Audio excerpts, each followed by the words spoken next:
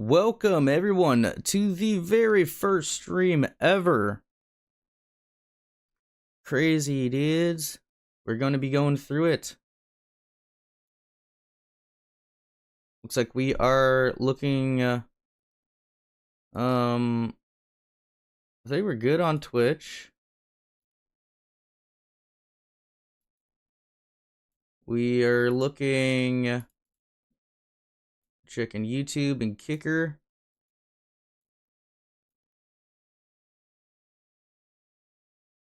Let's see.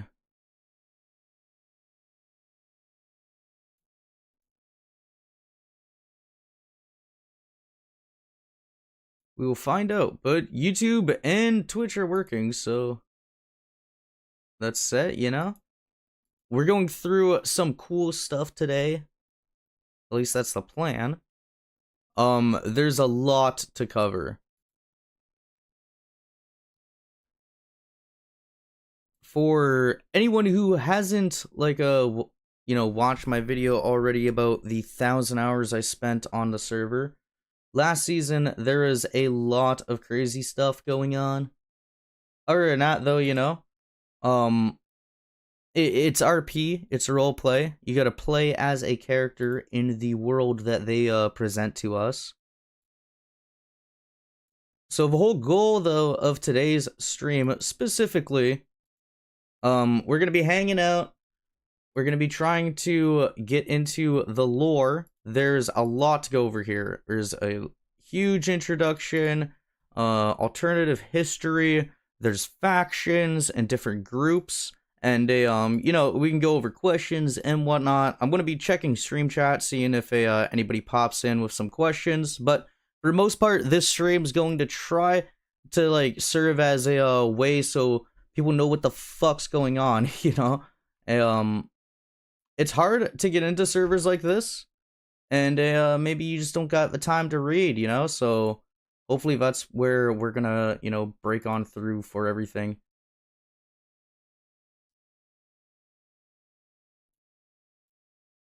But yeah, I think with all of that stuff out of the way, we're pretty much good to go. So the season starts on the 24th. Right now is the 22nd, which is a 2 days away. It's not that far along, but people have been making their characters. I'll show you quick. There's a lot of different characters already made. I'd like to do a stream just covering some characters probably another day, because I know this is going to take quite some time. But yeah, there's been a good 4 pages. That's 100 plus characters made for this season. There's a lot of players, a lot of people that are hyped for this, So it's gonna be a cool experience. My whole goal is gonna be to show you guys my character Lyle. We're gonna meet him later on. But it's gonna be interesting. I didn't live stream last season. I only recorded it. So this is my first time getting into something like this. But yeah, like I said, the overall goal today is just to, dive into the lore. We're gonna read the introduction, we're gonna read all that stuff. We're gonna watch the trailer together first. That'll be one of the first things, because I think that's one of the coolest things that they put out for it, But yeah, hopefully I'll get some timestamps done for this, and people will be able to come and, oh, you're wondering about these the random butt fluffs that are attacking us every day. Who are they? What are they? What's their timeline and crap? You're gonna be able to come here and listen to me narrate it. That's essentially the plan.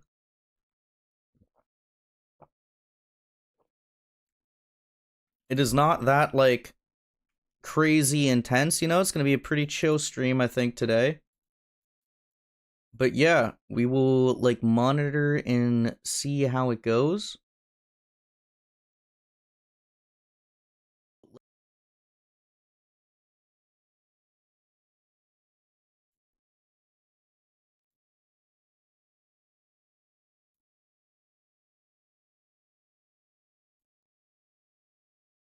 think we're like pretty much good to start diving on in. Okay, so the first thing I'm gonna show you guys. It's pretty cool, dude. And make sure I have the right link.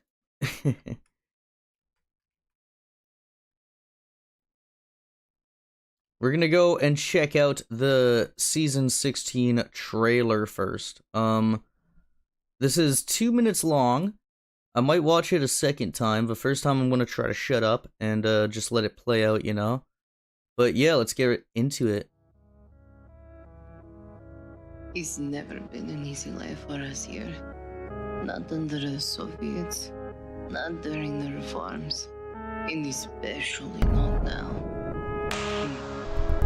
Especially not now. The Soviets, though monolithic, gave us industry and development. The reforms, though they almost tore us apart, brought us education and international support. The plague gave us nothing. Our infrastructure shattered. Our Western allies gone. Our own government. Have you seen them around lately? Because I have not. But we survived. Some of us did, at least. And we found a way forward.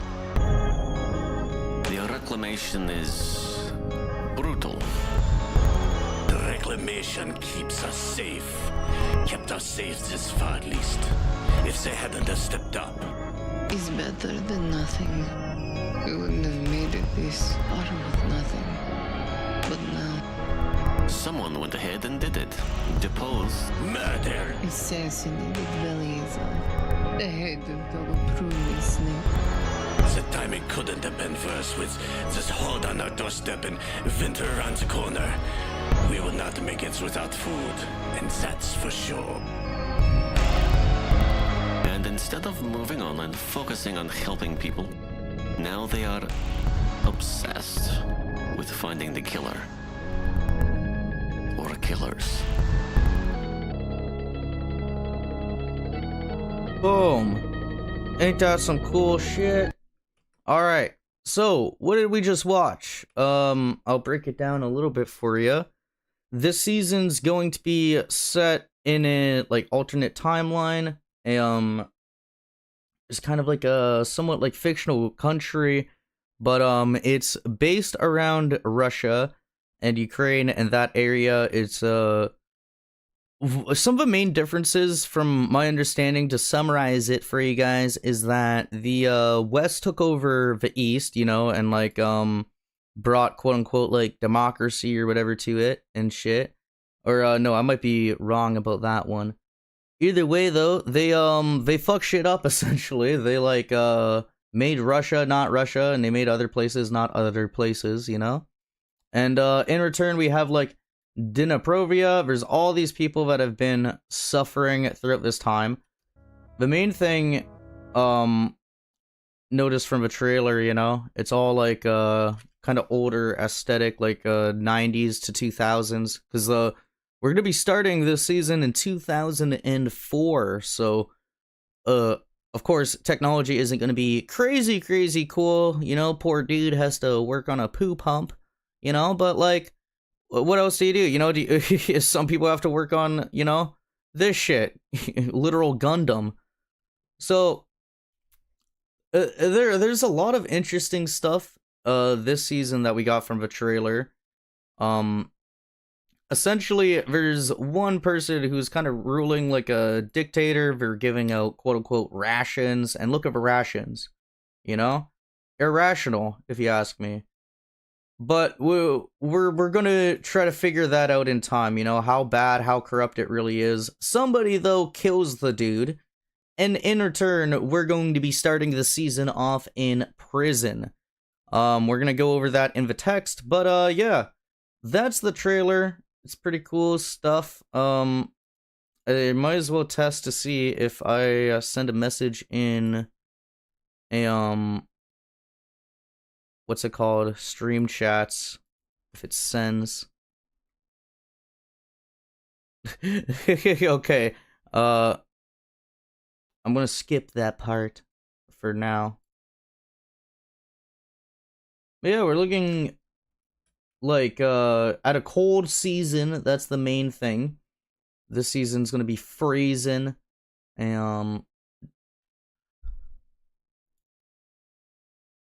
With that though, we're pretty much ready to start jumping into the lore, you know? We watched the trailer, and with that, we're gonna start reading the introduction and going on through it. So immerse yourself, get into the scene, and one photo at a time, we're gonna go through this entire story that they put together for us. Season 16 lore. A world after the end, a volcanic eruption, an assassination, and you're to blame. Welcome to Dniprovia. Dniprovia is a cold land, and her people are hardy. The world has not always been kind, but still she endures. Even now, at the end of a world, the burning plague came 5 years ago, a rumble of seismic activity that saw several minor eruptions, fevers that spread like wildfire, and worse, didn't end with death.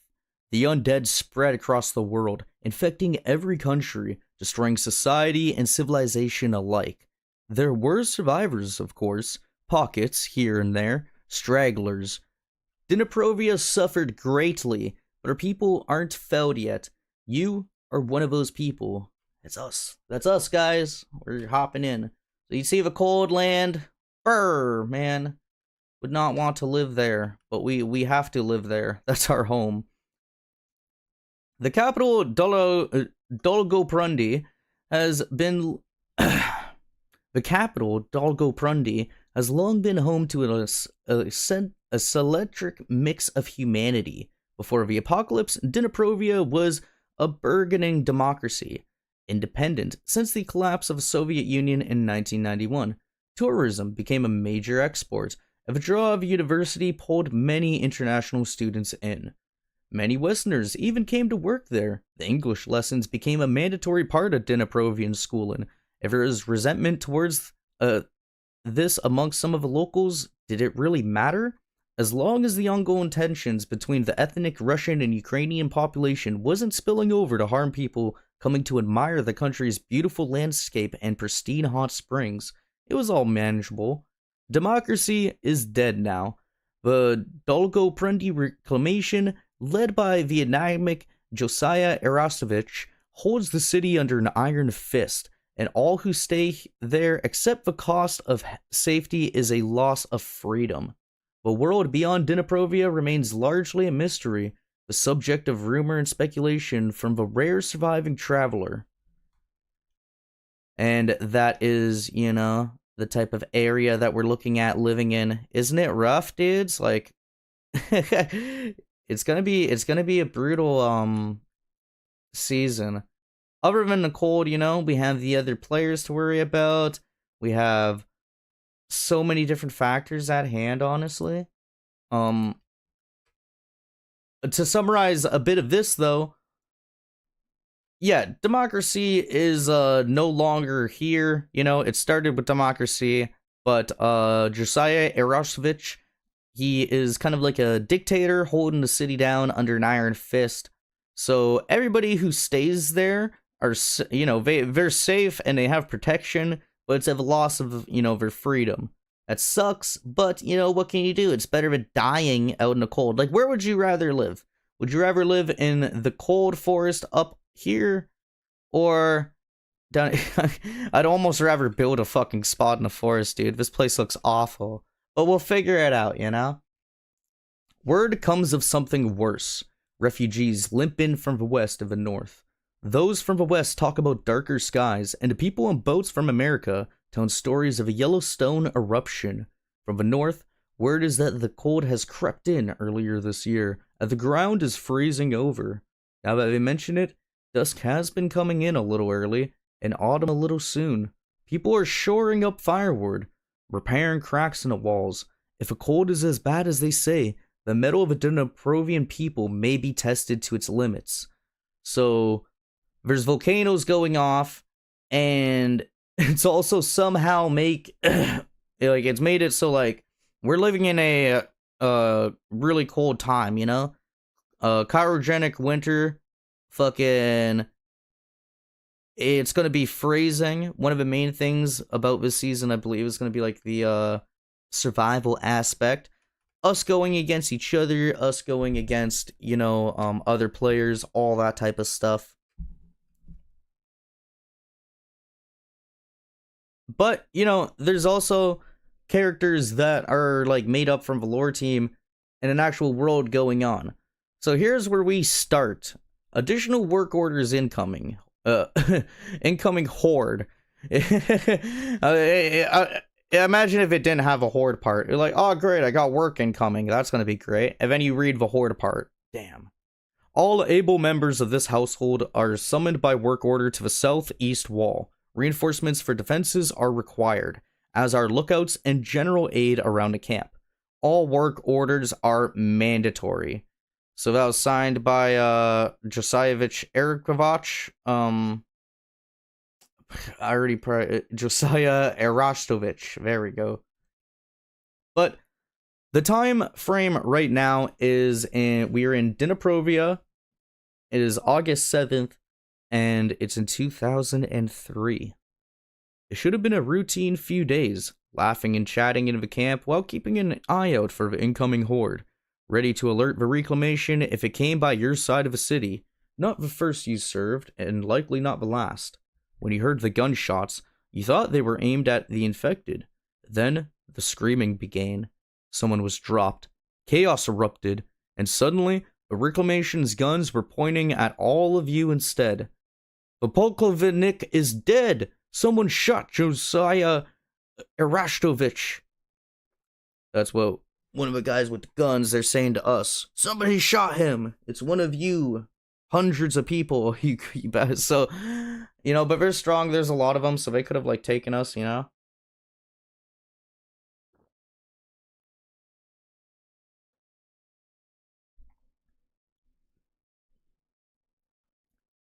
Any protests that you had nothing to do with it went unheard in the search of a culprit.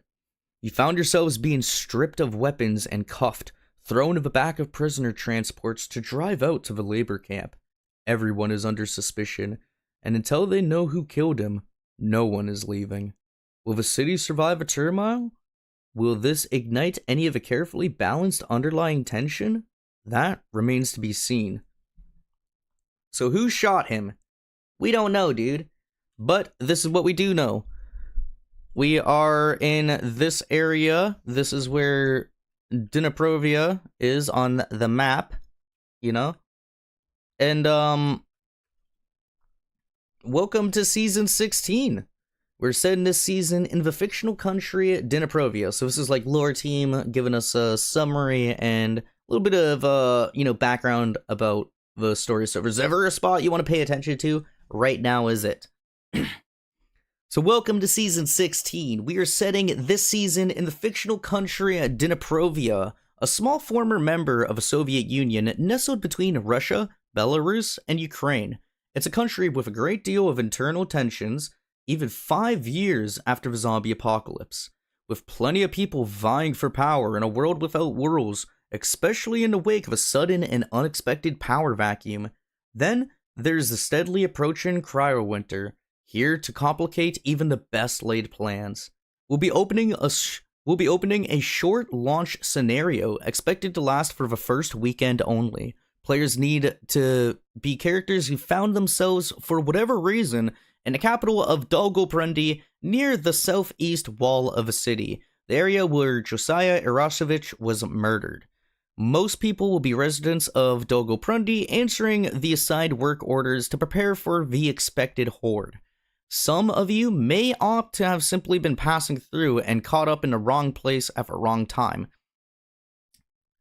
Our themes for this season are the evolution and devolution of humanity, the conflict of man versus nature, and endurance in the face of hardship. We're encouraging players to create characters that were native to Dniprovia before the apocalypse, but we are not putting any limits on this.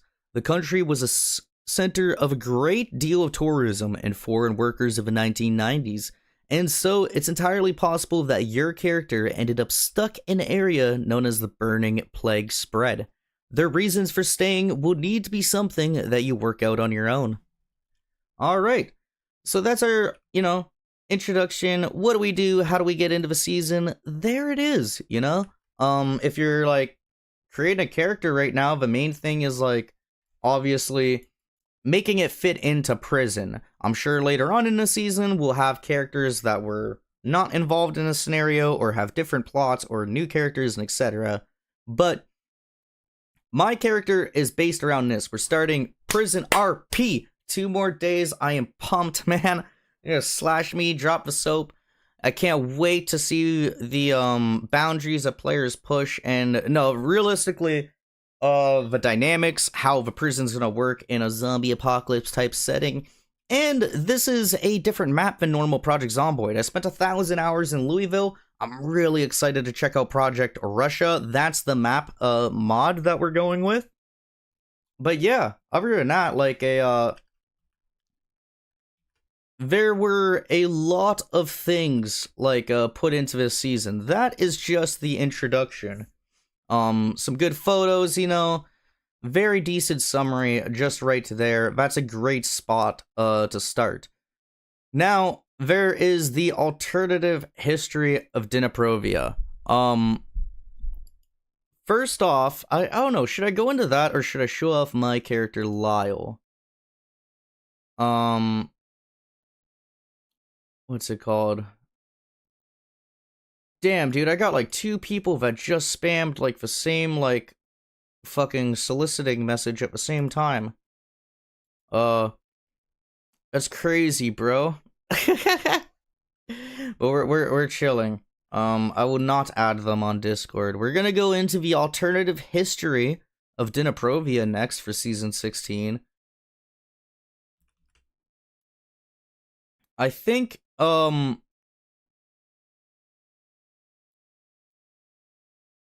as I said, there's a lot to go through here, but we're gonna go through it because I feel like it'll be cool. I'll probably show you guys my character after we go through the alternative history. So, antiquity to the 16th century early history. So 16th century early history, 1600s. The heartlands of Dniprovia along the northern watershed of the Dnieper River basin have a long history of trade and settlement. Between periods of Russian, Lithuanian, and Polish rule, the region gradually developed its own distinct local identity. So during the Greco-Roman period, the Dnieper River, where Dniprovia is located, has been a crossroads for trade and migration since early times. Early Slavic tribes influenced by both Baltic and Scythian cultures settled in the region during the Iron Age. So, yeah, very early, like, Slavic culture there.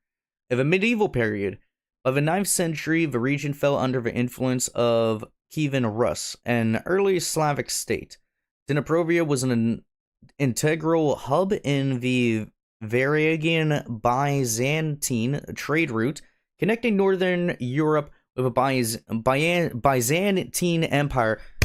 I'm gonna figure it out, dude. We're gonna get through it. I know. I hate reading words like that, dude. 14th to 16th centuries. After the fragmentation of Kievan Rus, the area became a hotly contested region between the Grand Duchy of Lithuania, later the Polish-Lithuanian Commonwealth, and the emergent state of Muscovy. By the late 16th century, half of Dniprovia was absorbed in the Polish-Lithuanian Commonwealth, exposing its population to Catholicism and Polish culture. What could be worse? I'm kidding, man. During this period, there was a notable rise in a distinct regional identity, cultivated by the Zephyrian Cossacks. These independent warriors acted as both a vanguard unit against Ottoman incursions and leaders of occasional rebellions against Polish or Russian overlords.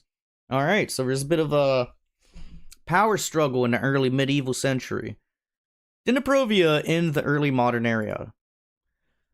The early modern period saw the expansion of Russian influence and cultural identity over Dniprovia. The collapse of the Russian Empire led to split loyalties and political fragmentation in the region. And then going into, so now we're in 1654. Alright, so fucking long time ago, dude. What? Almost 400 years ago? The Treaty of Pereyaslav. Portions of Dniprovia fell under Russian dominion after the agreement between the Cossacks and Tsardom of Russia. This marked the beginning of greater Russian influence over the region. During the 18th century, with the dissolution of Zaforian Sich and Catherine the Great's expansionist policies, the region was fully integrated into the Russian Empire. Economic development followed, focusing on agricultural and limited industrialization, with significant migration of Russians and Ukrainians into the region. 1917 to 1921, the Russian Civil War. The collapse of the Russian Empire brought chaos and a renowned Dniprovian national identity. Dniprovia, initially an independent country at the outbreak of the Russian Civil War, was quickly subdued and experienced shifting allegiances among Bolsheviks, White Russians, Ukrainian nationalists, and local militias. The tumultuous period deepened ethnic tensions and political fragmentation. So that's the in-depth timeline for the early modern area, you know? We are getting there one step at a time. So next up we have the early USSR, or the early USSR and World War II. And just to catch anyone up on this who's like tuned the fuck out or just getting here for the first time somehow. Yeah, do remember that this is in like a fictional universe, like a roleplay game universe. It's not real life and stuff. So this shit is super cool. We're gonna be joking, we're gonna be like making light of some of the shit because a lot of it's war related, but you know, it's gonna create a cool world for us to explore. That's the goal, at least.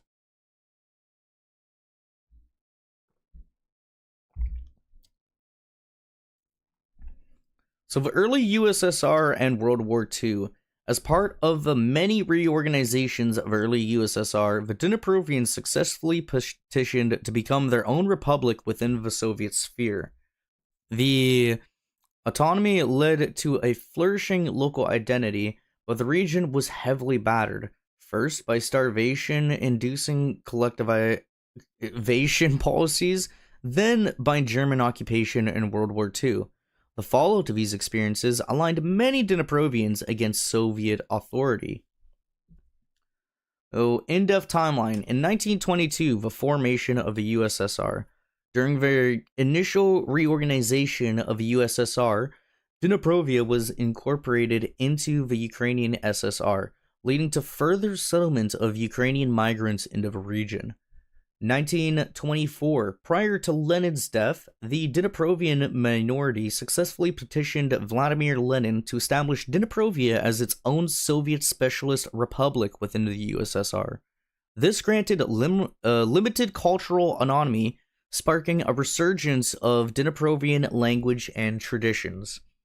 1930s, as Stalin rose to power, he implemented collectivization policies across the USSR, devastating rural communities and leading to widespread famine and significant loss of life, particularly among the Dniprovian majority.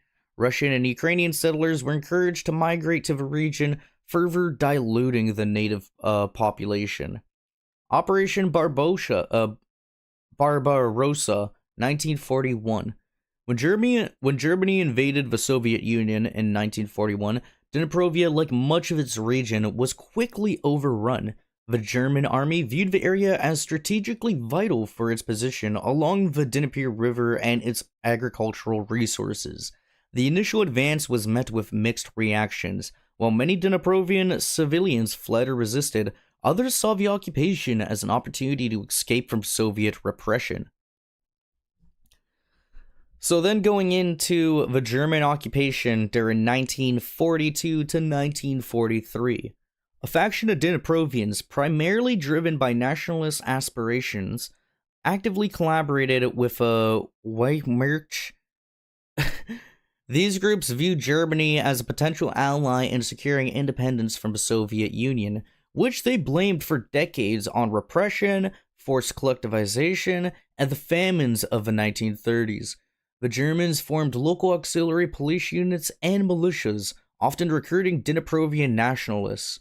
These units were tasked with maintaining order, combating Soviet partisans, and assisting in the administration of occupied territories, both inside of Dniprovia and in other occupied parts of the USSR. Yeah, I like pretty straightforward. I can't really break it much more down than that, I don't think. You know? The collapse of occupation in 1944 to 1945. As the tide of war turned, the Soviet Red Army launched a massive counteroffensive, liberating Dniprovia by 1944.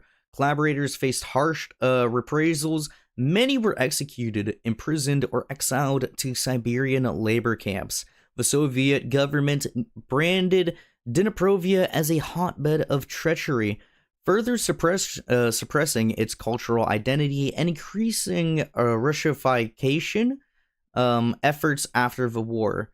So yeah, obviously they were trying to swallow Dniprovia, and Dniprovia is like, no, we are our own, you know? So then going into the legacy of collaboration. The memory of Dniprovia's collaboration with Germans left a lasting scar on its society. It entrenched ethnic mistrust and provided a pretext for Soviet authorities to justify their heavy-handed policies in the region. This history of collaboration became a divisive topic.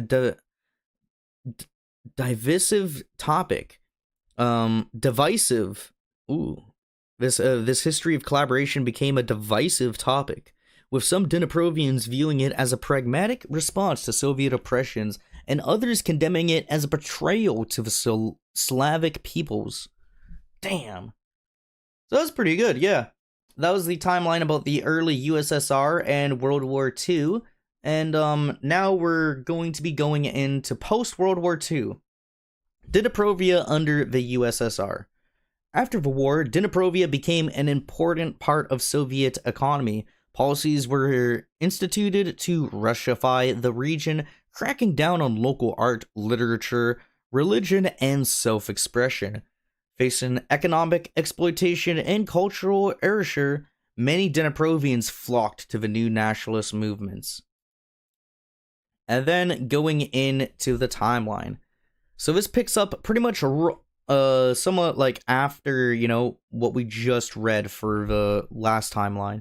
So starting in 1946 to the 1960s, following World War II, Dniprovia became a critical industrial and agricultural hub within the USSR. Soviet policies emphasized Russification, suppression of Dniprovian language and culture, large infrastructure projects such as dams along the Dnipro River altered the landscape and spurred urban growth.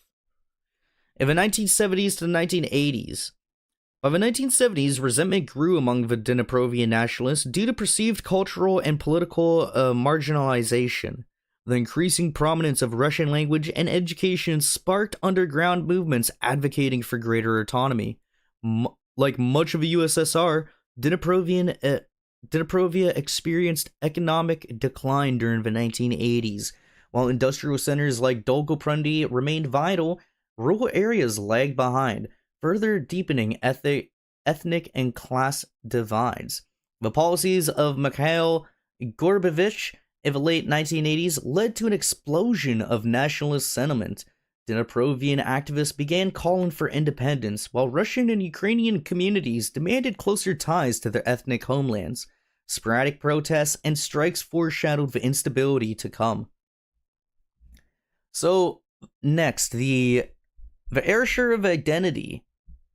Soviet authorities sought to homogenize the region culturally, promoting Russian literature, art, and holidays while discouraging traditional Dniprovian practices.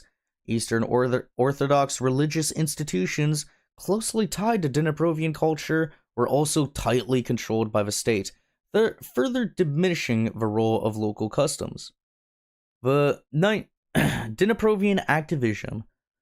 The 1970s and 1980s saw the rise of Dniprovian nationalist organizations, often inspired by the dissident movements elsewhere in the USSR and the Warsaw Pact.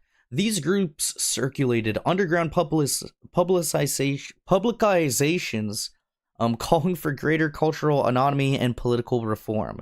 Universities in Dniprovia became hotbeds of nationalist sentiment, with students organizing protests and strikes against Russification.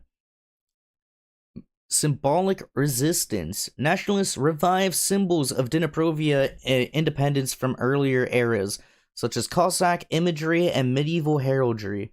These symbols became rallying points for protests and a source of pride for the oppressed majority. So, you see, Dniprovia was obviously being, screwed over by, the Russians, and everyone around them, basically, did not like them. They were it was pretty clear the whole, world plan, the whole psyop would be to, swallow Dniprovia into, a different country. So they have a lot of, rebellions going on, a lot of political distrust, a lot of, independent journalists, I'd imagine, that would be the ones who would cover this stuff. Meanwhile, the normal news sources would not touch this shit at all. You know what I mean? That's very cool. Going on to industrial overemphasis. Soviet planners heavily prioritized industrial centers like Dniprovia, constructing factories and expanding mining operations to bolster the USSR's economy. While these investments created jobs, they also deepened social and economic inequalities. Major cities became melting pots of various ethnic groups from across the USSR. Economic exploitation. Dniprovia's natural resources, particularly its fertile land and water from the Dniprovia River basin, were exploited to feed the broader Soviet Union. This caused resentment amongst Dniprovian farmers of all ethnicities, who felt their labor enriched Moscow while their communities were left impoverished. Then going into the urban-rural divide. A subtle divide, not specifically focused on any ethnicity, existed between the urban and rural populations. The urban population, often occupying positions of power in Dniprovian cities, generated resentment from rural Dniprovian communities. Urban residents viewed rural Dniprovians as backwards, while rural populations saw urban dwellers as privileged outsiders. So you see? That is the whole dynamic. Obviously, there's going to be a lot of racism this season. I'm looking forward to it. We're going to be seeing how, people react to characters from the West, how they react to characters from Russia, how they react to their own people, It's going to be cool.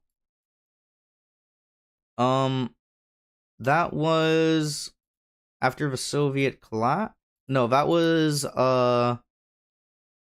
yeah, this one, post-World War II. So, Dniprovia after the Soviet collapse. Newly independent following the fall of the USSR, Dniprovia experienced conflicts between its many ethnic groups, Russians, Ukrainians, Belarusians, and native Dniprovians after a pro-Western party rose to power in contested elections. The country experienced a period of economic flourishing, but at the cost of simmering internal tensions. After several years, these tensions boiled over, and Dniprovia was embroiled in a three-way standoff between the pro-Western government forces and both Russian and Ukrainian nationalists. It's like everybody was after them. So in 1991, the collapse of the Soviet Union leaves Dniprovia an independent but fragile nation. Ethnic tensions simmer as Russian-backed separatists, Ukrainian nationalists, and Dniprovian forces vie for influence in the region. In 1992, political instability reaches a boiling point as several large-scale clashes break out in eastern and southern Dniprovia. The United Nations Resolution 727 related to the former USSR states. A tentative ceasefire and coalition government are established ahead of general elections. Due to a large majority of both Russian and Ukrainian ethnic groups boycotting the election, the pro-Western Party for People's Democracy swept the elections, securing 73% of parliament seats. Their first president, Pavel Pyotrovich Agapov, is an English speaker as well as a Dniprovian and Russian, and immediately starts mandating a more Western educational approach, including mandatory English lessons for international trade purposes. Interesting.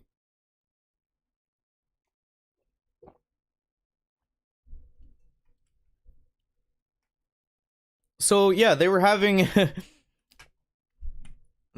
like elections, you know, and just the only one side really went out or did anything, or it was easy for them to get democracy as the winner, you know.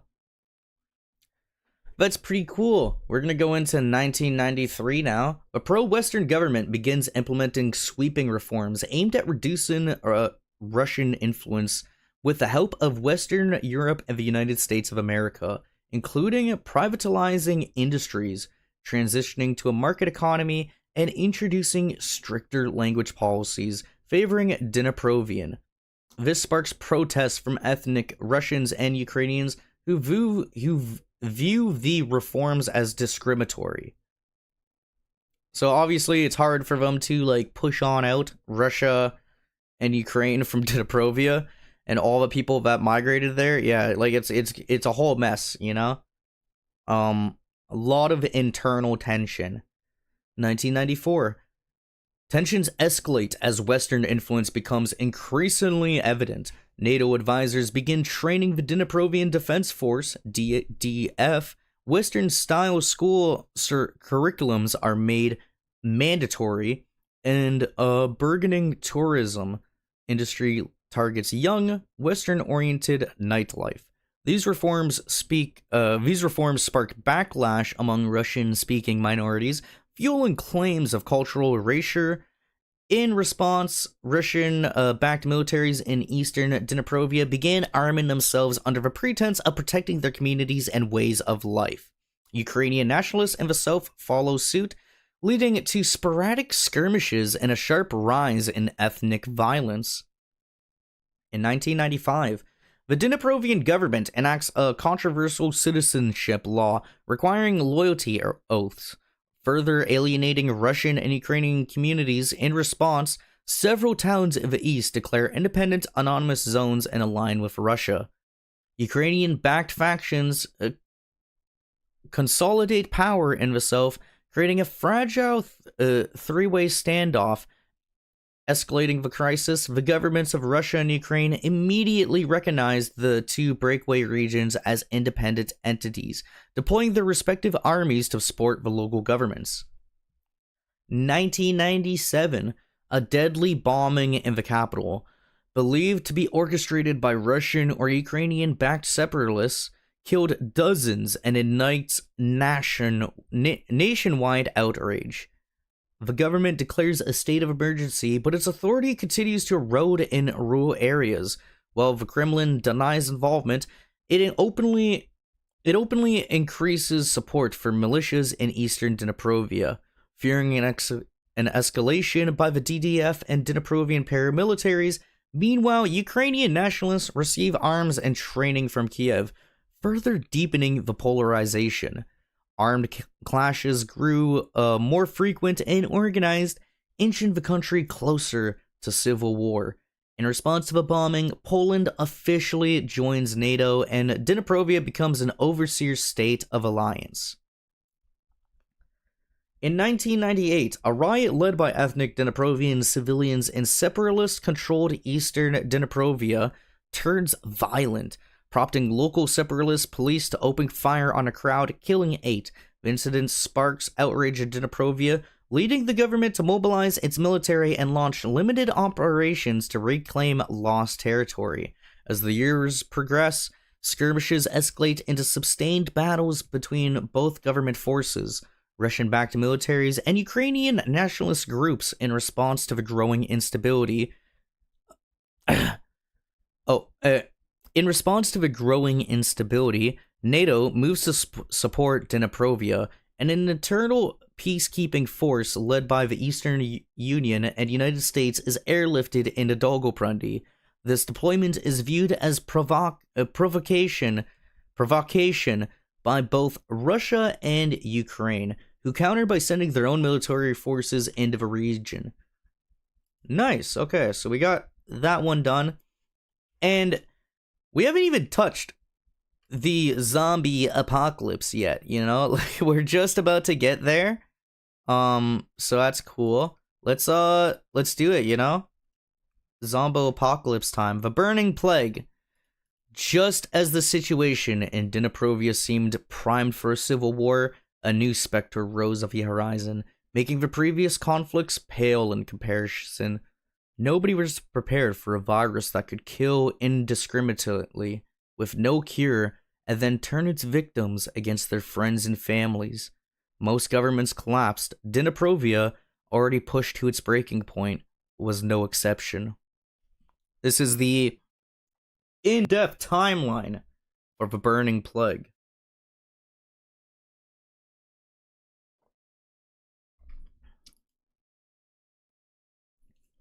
In May of 1998, the first case is reported in New York of a strange degenerative illness picked up by a returning tourist from Wyoming.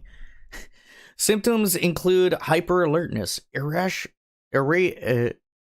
irritability, and fiery nerve pains, then high fever, followed by rapid physical and cognitive decline. You know, so basically just fucking tweaking. They turned into a tweaker, dude.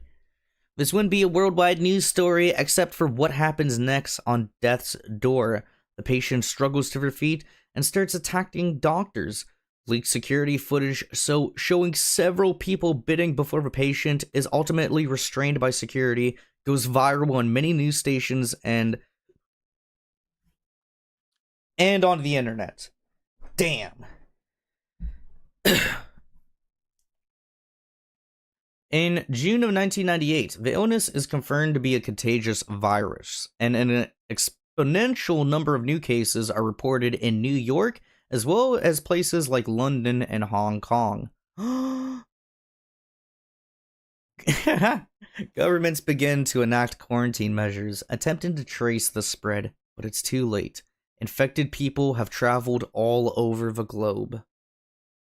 So then July, this is a month later. Cases of a burning plague have become endemic in almost every major city, and containment has become the new policy. People are ordered to stay inside and away from anyone who seems sick or violent. In Dniprovia, the various militaries in standoff attempt to enact their own quarantines, but haphazardly, the forces sent in from other countries aren't familiar with the local areas.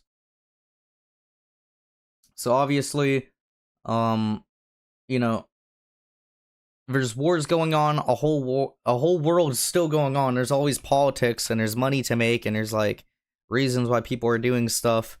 So yeah, the fight for control during a time like this just intensifies even more. People don't start coming together. They start going against each other even more out of fear and out of like having no other resort, you know? It's a zombie apocalypse, dude. What else are we gonna do? So moving on forward 1 month later into August 1998, by 3 months after the first case, the virus has spread too far to be contained by authorities. Across the world, shambling crowds of infected overwhelm the quarantine cordons, spilling out of the countryside. But the virus has already spread to most of the countryside by person-to-person transmission. Local governments collapse, and national ones pull back to small defensive positions. If they survive at all in urban areas, most people have been infected, leaving the few survivors of the quarantines to fend for themselves. Dniprovia, already in a state of fracture, is hit especially hard. After a new surge of infections, President Agapov is declared dead, and the government, already only in control of a few cities, is thrown into disarray. The foreign peacekeeping forces crumble or retreat, leaving locals or visitors to fend for themselves. And that is the Burning Plague. That is how, the zombie virus started on all this. Going on to the next one, the aftermath and the reclamation. No plague can last forever. And like most countries, Dniprovia also had its holdouts. When the first wave of carnage had passed, pockets of survivors emerged and began to re-establish communities across the former country. The most notable of these was the Reclamation, a sometimes brutal dictatorial regime that took back the capital city of Dolgoprundi. The Reclamation's leader, Josiah Vasilyev, succeeded in establishing a relatively safe, orderly, and some would say tyrannical society that would endure for the next several years. In other parts of a country, new societies emerged, often competing for influence or scarce resources. And now we can go into the in-depth timeline leading up to where we are. Yay! September 1998. The former Dniprovian army colonel Josiah Erasovich Vasilyev has spent much of the past month gathering allies of the collapse of Dolgoprundi. This includes many former military personnel, plus freed political prisoners and personal connections. They retreat to a safe point on the outskirts of the city, across from the river of chaos, to plan for their next steps. During October to January, so October 1998 to January of 1999, so going into the new year. The crowds of infected are undeterred by winter, but Vasilyev's makeshift coalition spends the next several months slowly clearing them from the city of Dolgoprundi. With each block cleared, defenses are thrown up, and survivors recruited or executed if sick or exiled, if they refuse to fall in line with a newly named reclamation. Damn, so it's basically, yeah, you work for us or, you get fried. April 1999. With the worst of winter past, survivors across Dniprovia emerge from their shelters and start to take stock. Many migrate to Dolgoprundi and fall in with the reclamation, engage in freedom for safety.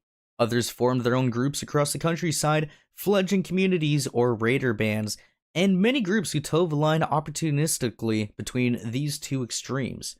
So, everybody's like kind of in between. If they want to, are you going to stay with your people, your family, your friends, etc.? Or are you going to go, join the reclamation? May 1998. A group of Eastern Orthodox priests and lady in Chernivich establish a safe settlement at an old hilltop monastery of a city. Many desperate local survivors are drawn by this new ecclesiarchies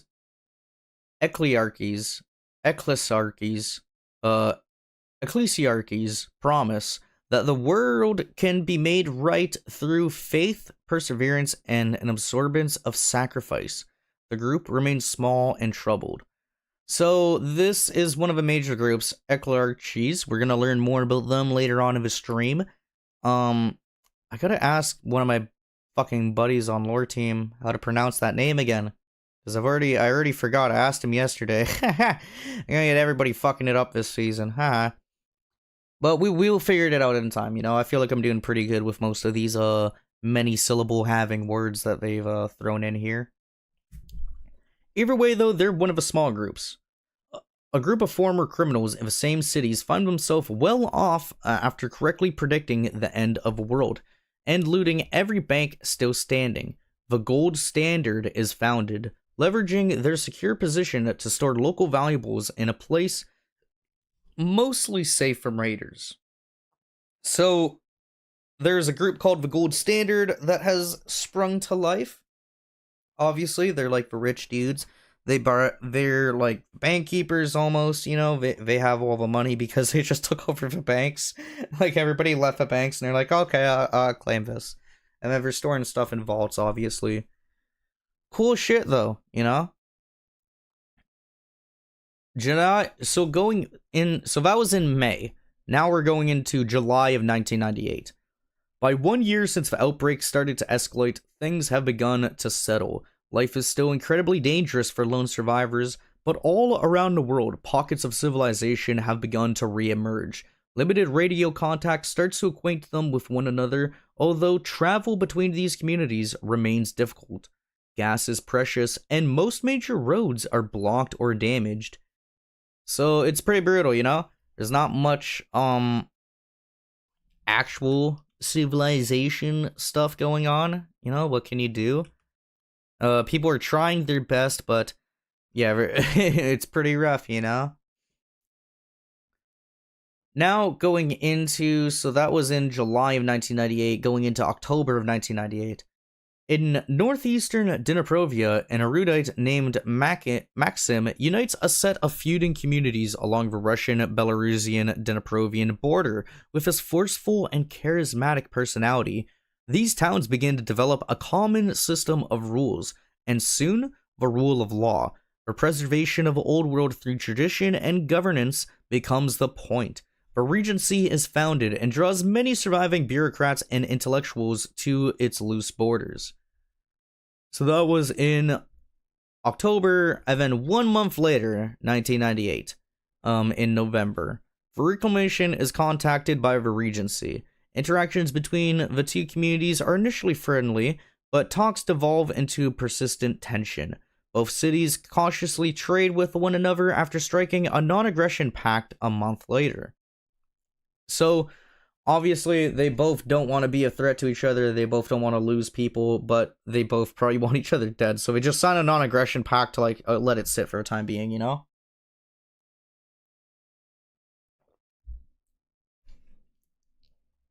So, that was in November. Going into March of 2000, so this is a few months later, the Ecclesiarchy successfully sends envoys to the Kiev region, where a handful of settlements are receptive to their message. Villagers send spare supplies, resources, and people back with them, bolstering both the manpower and the legitimacy of the Holy Group. The Ecclesiarchy begins to grow at a rapid pace. Going into May to July of 2000, the Summer of Peace. Bandit attacks are at an all-time low.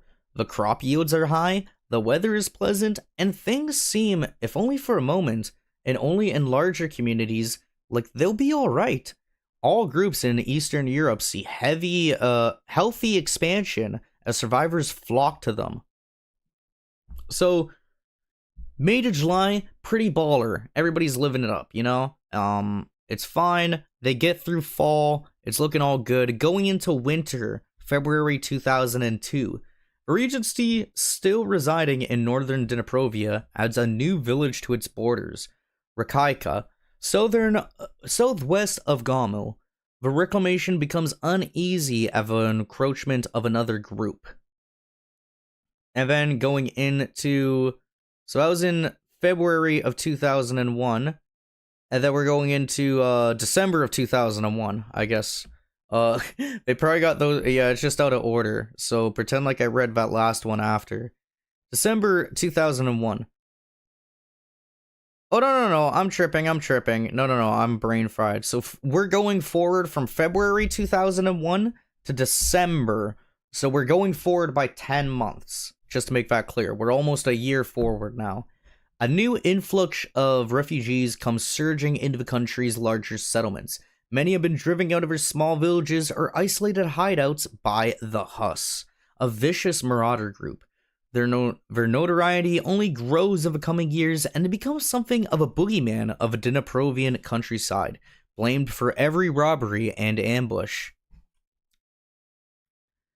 So that is another group this season that players can play. They can play as a husk, you know, and they can be a bandit guy. Try to blend in with bandit society and stuff, you know? Going into, so we're in December, now we're going forward, again, about 10 months forward to October 2002. When a gold standard trader is caught spying in Dogoprundi, her gruesome execution by the Reclamation places the two groups at odds, each refusing to deal with the other. Opportunities pop up to make profit as a middleman between both societies. So, obviously, you know, the Gold Standard and Reclamation, they now have, like, huge beef with each other going into this season, I believe. And a lot of other groups and people would have been in the middle trying to work with them and profit from it. Or at very least, just like, yeah, you know, it would have opened up the market more, because there's not really a market in a zombie apocalypse, you know?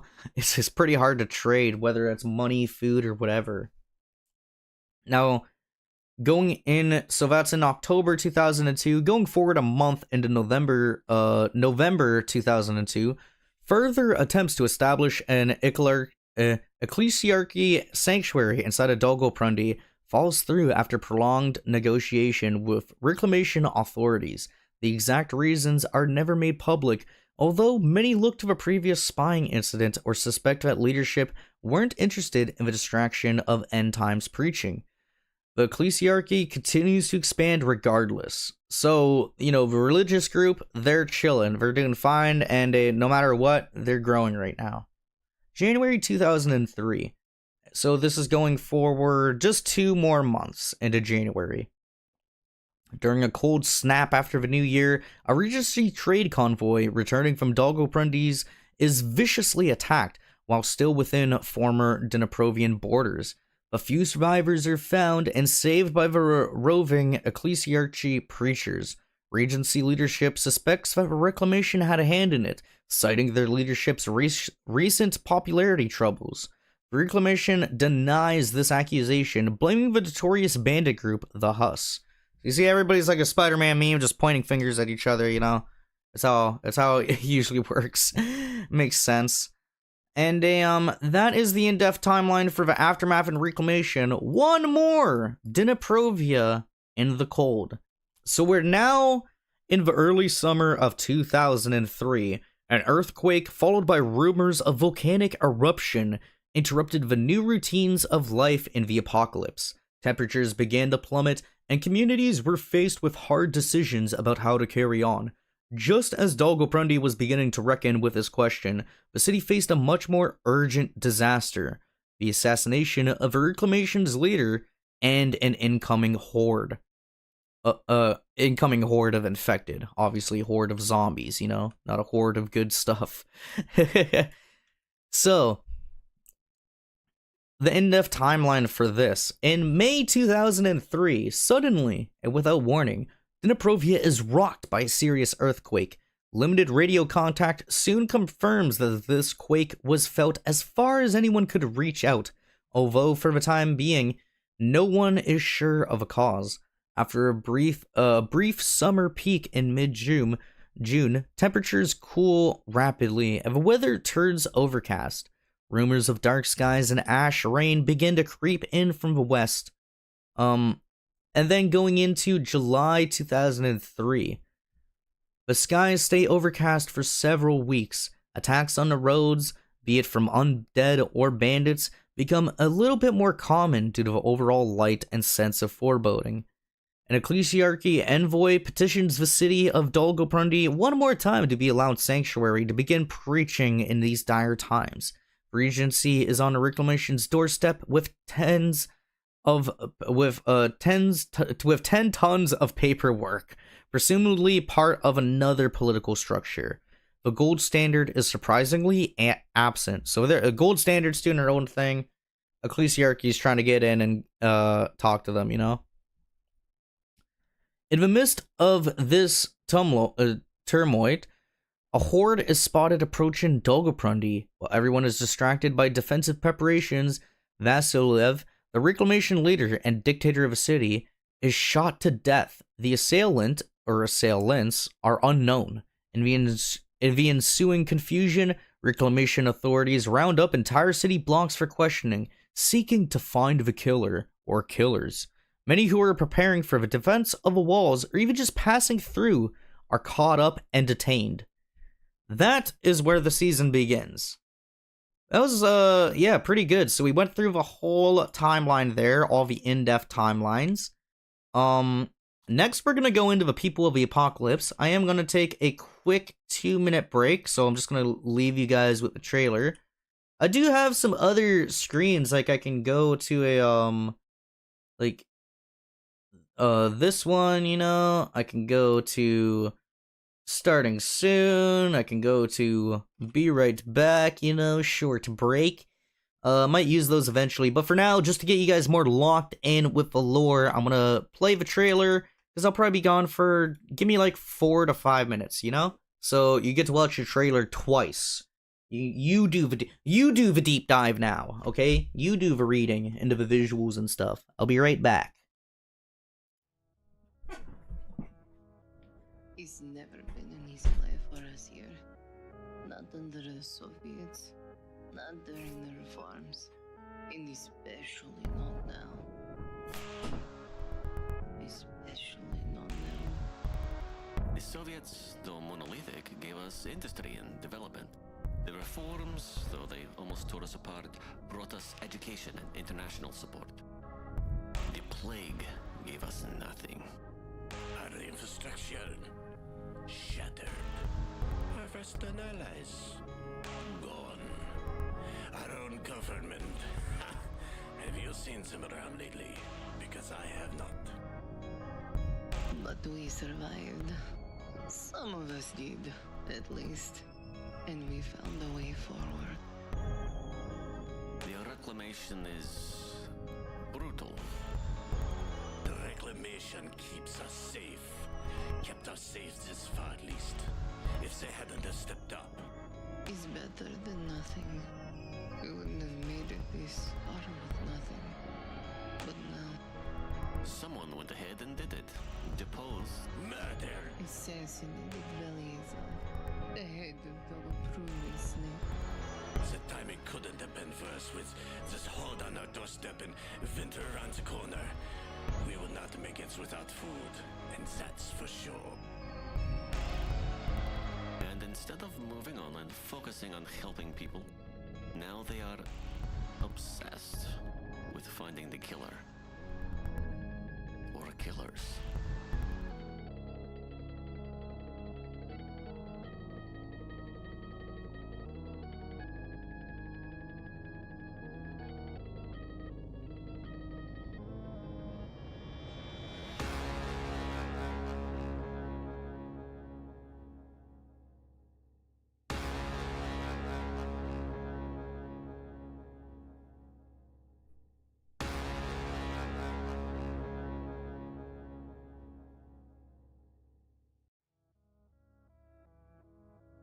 It's never been an easy life for us here.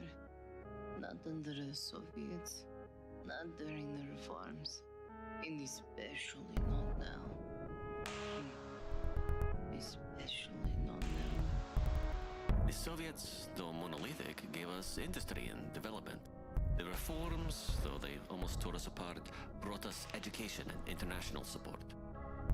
The plague gave us nothing. Our infrastructure shattered.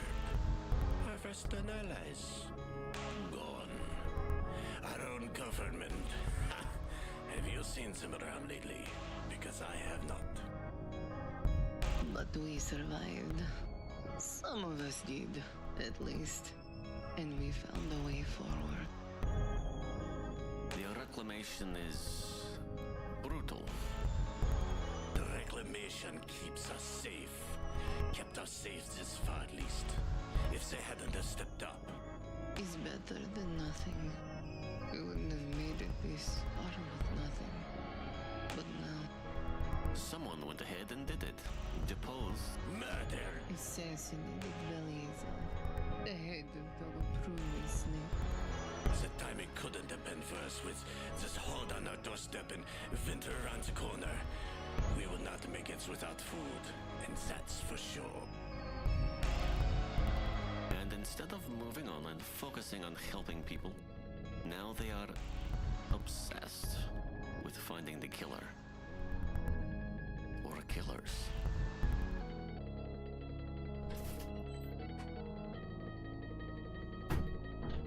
Oh, I think I'm on time. Was that like a second loop? Oh yeah, we're into money.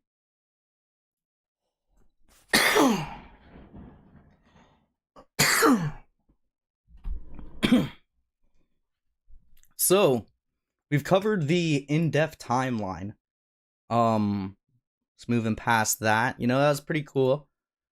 The people of the apocalypse. I think I'm gonna read the basic stuff for this first before I get into my own character page. And I think you guys are gonna like it. I spent a lot of time on him. We're gonna be hitting it hard this season. Like I said, the whole goal is to bring you guys on my journey through it, one stream at a time and one video at a time, and I think it's gonna be pretty cool. It was really fun last season. One of the big changes for this season, I started last season out as like, it was a college themed season, so we started at college quarantine zone. So I started as a college journalist, like a very loose background and no character connections, no faction affiliations, etc. This is what we're going to get into. So the people of the apocalypse.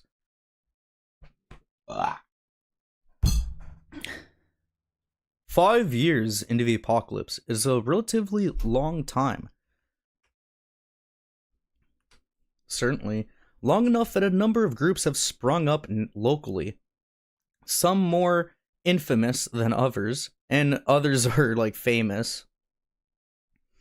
This season, we are introducing a new way to interact with these lore groups called affiliations. Players can apply to be affiliated with almost any of these groups, bearing the reclamation themselves. So you can't be with the reclamation. They're like, purely NPC, I would imagine. Like admins and player staff and lore team are going to play those characters. And these factions right here, while creating a character this season, we have the opportunity to, be a part of one of these factions or groups. So that's very cool. They're not going to like impact the gameplay like a crazy amount, depending on which one you have. But yeah, no, I think it's gonna add a nice like amount of flavor and like extra things to look forward to throughout the season, and little goals that we're gonna go over and through together. So 5 years into the apocalypse. Oh, I already read that. Those who are accepted into their affiliate group will get some immediate unique information and insight about the people, and as the season goes on, we'll get plot lines and missions that are tied directly into our group. Many of our groups will be getting a deep dive in the next week or so. So anybody who got accepted for like, affiliations, they got pulled into a ticket, myself included, because I got accepted for one of these. My character is running one of these. You're gonna find out as we read them. But yeah, they gave me some general information that other people will know that are in my group, as well as some unique information, which is super cool, just some basic stuff that only my character will know. So I get to incorporate that into my game, and I think I'm going to keep that part a secret from you guys on exactly what my character knows or what it is. That way, there's a little bit of intrigue and hype there when it does get revealed. The distinction between major and minor in this case is about how much attention and how significant a role these groups are likely to play once the season starts. We use the word likely here because it's the whims of players remain inscrutable, and if a minor affiliation receives a great deal of love and interest, the lore team may choose to give them a more significant role. So, we have 4 major groups and 2 minor groups. Let's check out the Dniprovia Reclamation. Restrictions are NPC only. So if you play this, you can only play as an NPC. I believe you'd be like an actor or whatever. Like you'd make a character for certain events and times to get online to do certain things. Dniprovia fared about as well as any other country of early stages of the apocalypse. The PPD made valiant attempts at stopping the spread of a disease, but ultimately failed. The capital fell. Leaders and governors from before were killed or scattered, and not all at the hands of zombies. In a country with a great deal of underlying tension, opportunities for vengeance were poignant, if not easy. Unlike most other countries, however, Dniprovia was quick to take its capital back, or rather, one man's organized force was. Josiah Arashovich Vasilev, an ethnic Dniprovian with family ties to Russia and Ukraine, was quick to use his position as colonel to rally a number of allies, including a non-insubstantial military presence, to recover the city before it was fully overrun. Utilizing connections with the separatist groups alongside his status as a local, his immediate bid for power was shockingly successful. This group was known as the Dolgoprundi Reclamation Assembled Militia, or more frequently, DORAM, or just the Reclamation.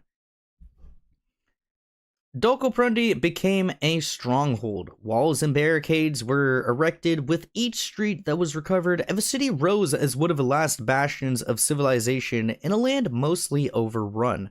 Josiah Arashovich ruled with all the efficiency that authoritarian brutality brings. Critics were silenced, as there is no room for dissent at the end of a world. Laws were strict, punishments harsh, and his word as leader was unquestionable, with a trade-off of greater security than any other surviving group within the country.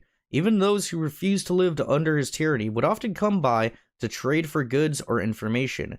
It wasn't a bad place to be if you could follow the law. So he ruled with an iron fist, but this led to him having somewhat of a successful society. And successful put in the terms of, like, this is a zombie apocalypse, you know, so it's not going to be that great. But yeah, that is the Reclamation, or the Dolgoprundi Reclamation. Going on to the regencies, there are no restrictions on these characters, so any character can play these guys. The keepers, the rulers, the tyrants, Tarsans, Regis. The human spirit is not immune to hopelessness. It does not take the end of a world to make someone restless, aimless, goalless, to make them mull around with dull eyes and a head full of fog, wondering what to do, how to do it. Routines create reliability. Reliability creates confidence. Confidence creates success, innovation, safety. When the world ended as the skies clouded and the dead roamed the streets, hope died alongside millions of others. The Regency, named such as if to guide humanity, is a collection of those that reject hopelessness. The human spirit is indeed not immune to hopelessness, but it is indomitable. It cannot be conquered. The wastelands are full of chaos, of inconsistencies, of lack of supplies, and lack of health. But it doesn't have to be. Composed typically of politicians, doctors, schemers, and others similar make, the Regency refuses to let themselves fall into wasteful ways of a new world. Through attempts at reconstructing laws, traditions, and industry, they don't just survive, they thrive. Regency territory is one of a few places where law and order haven't yet zombified. Those that live within the borders controlled and taxed by the Regency see safety from bandits and far fewer infected. Those that are able-bodied are given jobs whether they like them or not, and are expected to toil for the greater good. Those who can farm, farm. Those who can patrol, patrol. And those who can educate, educate. The machine is well-oiled, which means that squeaky gears are replaced with fresh ones and discarded. Here, a new world citizenship has been established. If you are tired of living in the waste, fighting to rip every day from life's teeth, it might be time to submit yourself to the Regency. You'll learn and help the group. You will have a family you care for. You will bleed for the greater good. But, will you survive? Oh, no, you will bleed for the greater good, but you will survive. That's the Regency. Pretty cool, you know? I think it's all, like, very, straightforward. Pretty simple stuff. Interesting. Going on to the ecclesiarchy. Characters must be Eastern Orthodox. So this is a, more of like a religious type group. Restrictions, yeah, just that one. The church, the robes, the herd, the sheep. The holy ecclesiarchy of the blessed shepherds of Saint Elijah, simply referred to as the ecclesiarchy, is a group of devout Christian Orthodox men and women. The ecclesiarchy sees the end of the world as a sign from God that humanity has strayed from his teachings, and that humanity needs help mending the wrongs it has propagated to earn God's favor once more. Through devotion, patience, and great sacrifice, the world can be made whole again. The ecclesiarchy bears the cross of faith in a faithless world. When the Romans persecuted the Christians and killed them, when the Greeks succumbed them to the Ottomans, when the USSR pressed the church, these are all points of pride for the ecclesiarchy. Sacrifice, martyrdom, perseverance of a faith in the hardest of times. These tenets echo through freshly penned scriptures, repeat like a litany. So these guys are like ride or die fucking crazy, you know? They're all probably gonna like have like insane character PKs. Through hard work and diplomacy, the bishops of a rapidly evolving religion strike out in the new world, hoping to usher in a new age of peace through shared faith and salvation through endless toil. While the leadership is entirely religious, devotees who bind themselves to the cause through spoken vows and tokens of flesh. The rest of the ecclesiarchy is composed of a flock, those who have heard the message and, having sacrificed their personal belongings at the door, hope to find purpose, safety, and salvation. As many have turned to religion due to the world rapidly dying, the ecclesiarchy holds a special place in the apocalypse for the impressionable and desperate. Often this earns them access to nation cities and affords their members relative security in travel and lodgings. However, not everyone is receptive of the message. God gave you a brain, it would be wise to use it. So they don't go around like Jehovah witnessing it up, trying to like, you know, for fucking knocking at your door like with a Christmas carol, you know. Are a lot more strategic in the ways that they try to get people into their religion and their ways. But yeah, cool. And going into the last major group before we go over the two minor groups, the Gold Standard. Restrictions. Members of the Gold Standard are typically barred from Dogoprundi, so any contractor or affiliate with them needs to have kept their association secret for at least the duration of the launch scenario. The Standard. The Goldies, the Grave Robbers, Corpse Scroungers, that's their name. The Bankers, the Loan Sharks, the Glittering Majesty of Dniprovia, major holder of currency. Most members of a Gold Standard are thieves turned legitimate, at least mostly legitimate. They hit several major banks around the country before finally settling in one in Chernovich with gold, papers, and a truckload of raw cash. So they end up, you know, they discover a gold. They have the coolest like setup. Look at everyone else's shit, dude. it's actually jokes. Look, fucking, if this is the best church they could find for the ecclesiarchy, like at least it's not burnt down. I guess I'll give it that. Regency, nice thing in the background. I'll give it that. But like, you know, this looks like Ontario rural housing for like fucking where I live. And then like, you know, the reclamation, they have it brutal over here. Gold Standard living in a fucking gold vault, bro. They're laughing it up. But yeah, at odds with the initial theft, they have genuinely held true to the people's accounts, keeping as much of the paperwork that they could find as possible, and any computer records that could be salvaged. If you show up with ID and paperwork to prove who you are and which bank you belong to, they will let you withdraw your money. After all, what's the point in wealth if no one else still uses currency? Hosting markets, offering dubious loans, and employing dozens of scavengers, they accumulate wealth and largely contribute to act as something akin to an actual bank.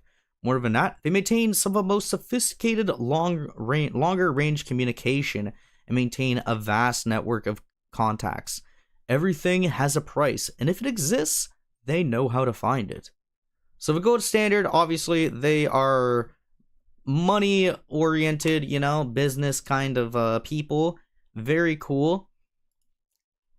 And I will mention, because I might go into these, but I might not, there are even more bigger timelines for like each of these lore factions, you know, so we might be reading some of these after. I'm not sure. I'll see how I feel. We're gonna go into the minor groups though. The Huss. So these are marauders, raiders, and monsters. The brutal and feared boogeymen of Dniprovia. So restrictions are characters part of this group will always need to keep their affiliations hidden, and can expect that they'll be ordered to do some horrendous things over the course of a season. Being found out as a member of a Huss is ground for an automatic approval on a PK request. That means that, you know, obviously if somebody sees my character, they can't just come up to me and like RDM me and fucking kill me on sight. We have to RP, we have to lead up to it, and if they're gonna kill me, I gotta drop PK perms, or they have to fill out a PK request, put it together some information of why they want to kill my character, and then the admins decide if it's fair or not. If you are a Husk, it's instant approval. Like, if you have proof that a person's a Husk, or they admit it to you, or whatever, blah blah, then you're gonna get approved for PK, and you can shoot them and kill their character on site when you want, you know, as long as you initiate and follow the proper roleplay rules. Anyways, though, they're a nomadic band of raiders. The Huss have cultivated a reputation as brutal, violent murderers. They're infamous, subject of endless rumors and speculation, and very little is beyond the scope of what they will do. Equally interested in spreading pain and terror as they are in making money, they are one of the biggest dangers in Dniprovia besides the undead. When they hit settlements, they typically torture and kill at least some of the inhabitants, and more if any attempt is made to resist them. They take no prisoners, but often leave survivors maimed. The true reasons behind why they spare people and why they kill is highly debated and not truthfully known. It seems often whimsical. Sometimes they will raze settlements to the ground, killing all but one witness. Other times, they will only kill 1 or 2 people and leave the rest alive if traumatized and often badly injured. Very little is known about who they actually were before the end of a world. Their identities are generally a close guarded secret. A large portion of them are ethnically Russian, but besides that, there are very few clues. Or there are a few clues. And we also have additional information on the Huss. I might read these ones just because there's not that much information on the Huss, and these ones aren't too long. But going on to Hope's Hand. So this is the one. This is the group that my character is going to be associated with. He would have worked with them. And here they are. Restrictions, none, but must be some kind of do-gooder with doctors most desirable. Founded by Dutch refugee Jan Hendrik Prenger in the middle of a war-torn Soviet Russia in 1940, the Volunteer Care Response was a loose organization of people who used their knowledge and skill to aid those who were left to the wayside during times of crisis and corruption. These groups of people were not in shape, not entirely trained for medical, nor for combat. Regardless, they tried to come when no one else would. They operated in questionably legal bounds during and after World War II, and were forcibly dissolved by the USSR shortly after. Elements of a VC response scattered throughout Eastern Europe. Prenger later reformed his idea into an official, registered charity group named Hope's Hand. Helping those most in need requires taking advantage of those in power. Using subversive methods, lies, and legal loopholes, Hope Hands operated across Eastern Europe in a limited capacity, providing guerrilla healthcare of varying quality to those who needed it most. Medical operations for the destitute, stolen food for the poor, clothing for the barren. Those committed to the cause had to find their resources through their own means, sometimes including theft.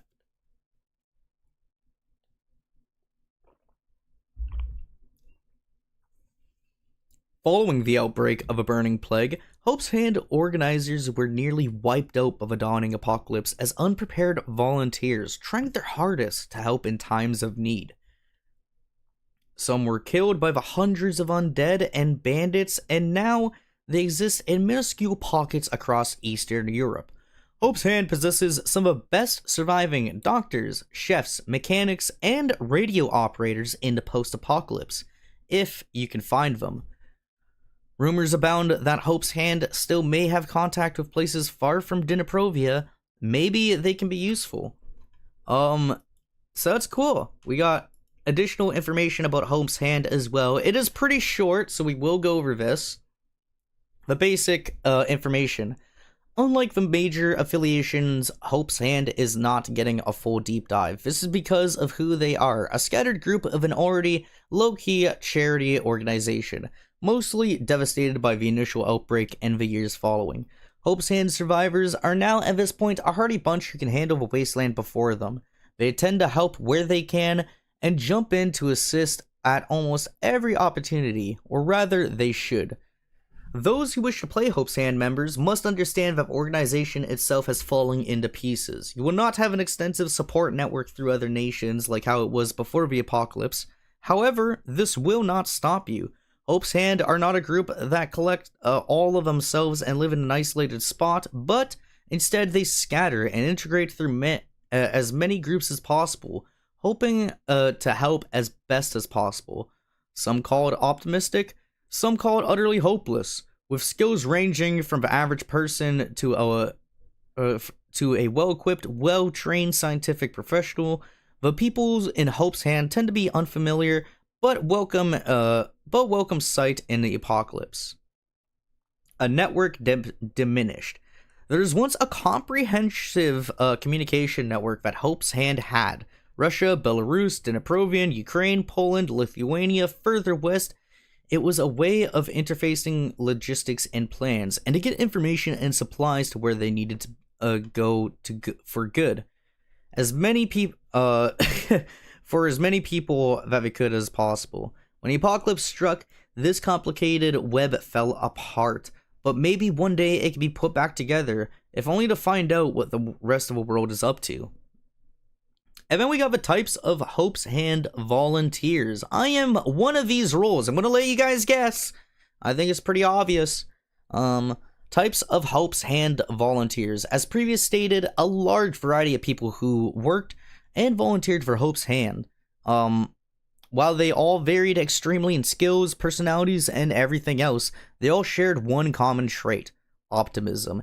Here are some of the types of professions that might still be floating around in Dniprovia. So we have an social aid worker, one of the more basic and readily available positions in Hope's Hand. Any worker of this sort is likely unskilled in other categories available, but makes up for it in how they immediately jump into the conflict in order to help the needy and disenfranchised. At this point of the apocalypse, the overwhelming majority of Hope's Hand survivors, scavengers, and lines people fit this criteria.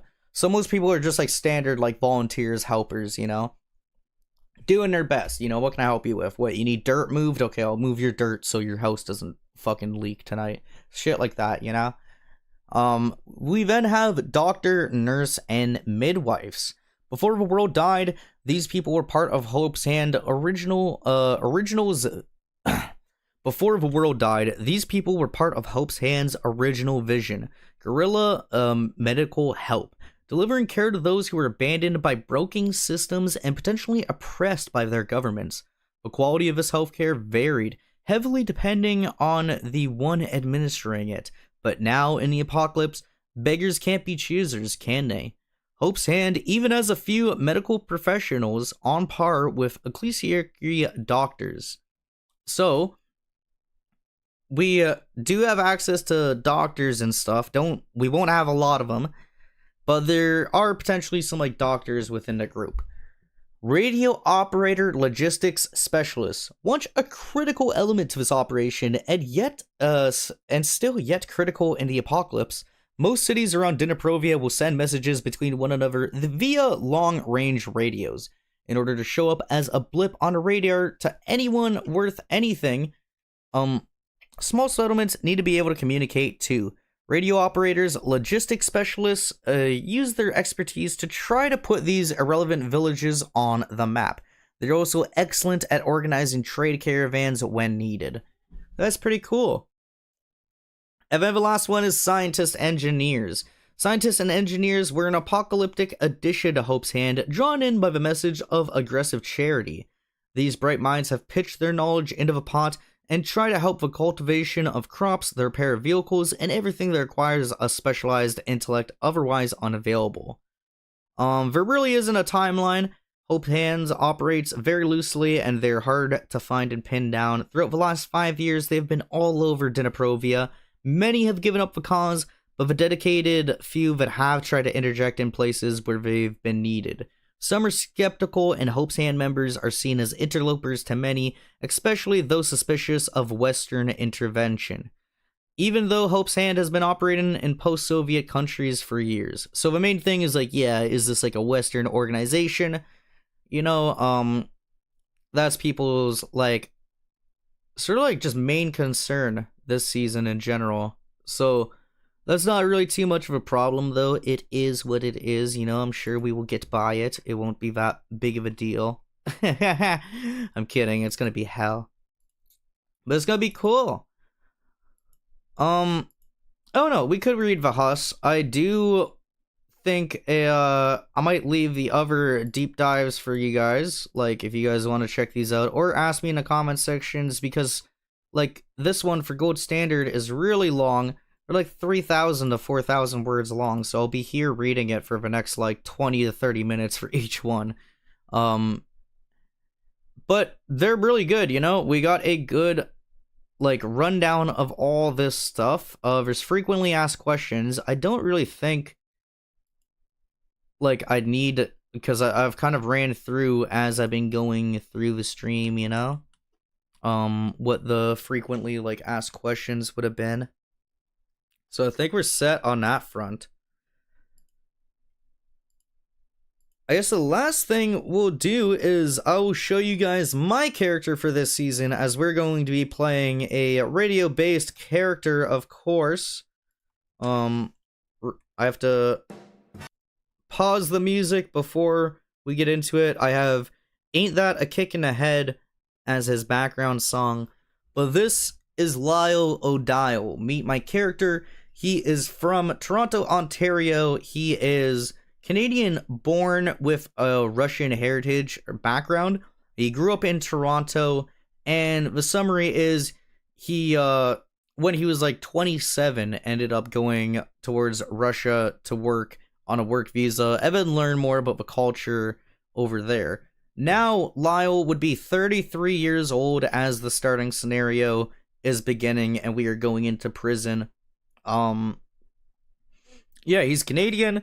He knows how to speak English, he knows how to speak French from the Canadian school system, and he went out of his way to learn Russian, as his mother, Celine, is Russian.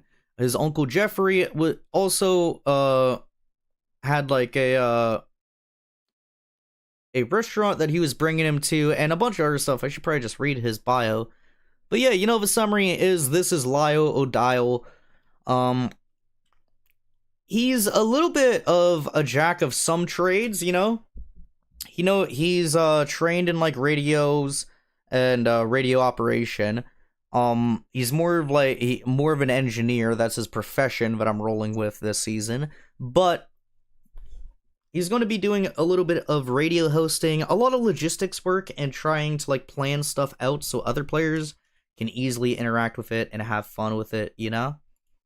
That's my plan, at least for him. There's a lot, though. There's a lot of plans at hand.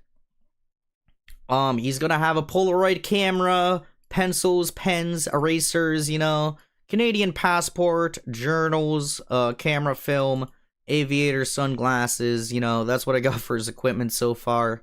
But, yeah, we can go through this. Born and raised in Toronto, Canada, Lyle grew up as a cherished only child of a small but tightly knit family. His mother, Celine, was Russian and moved to Canada with her parents a few years before she met his father. She was a dedicated stay-at-home mom who carried her culture as it was important to her, while his father, Daniel, a born and raised Canadian, served as a Toronto police officer. Lyle also shared a close bond with his uncle Jeffrey, a late-blooming tinkerer who found his calling in electronics as the industry grew. Surrounded by lots of support, Lyle thrived academically and socially. He was the type of kid who finished his homework early so he could immerse himself in hobbies like writing mystery stories, listening to the radio, and playing sports with friends.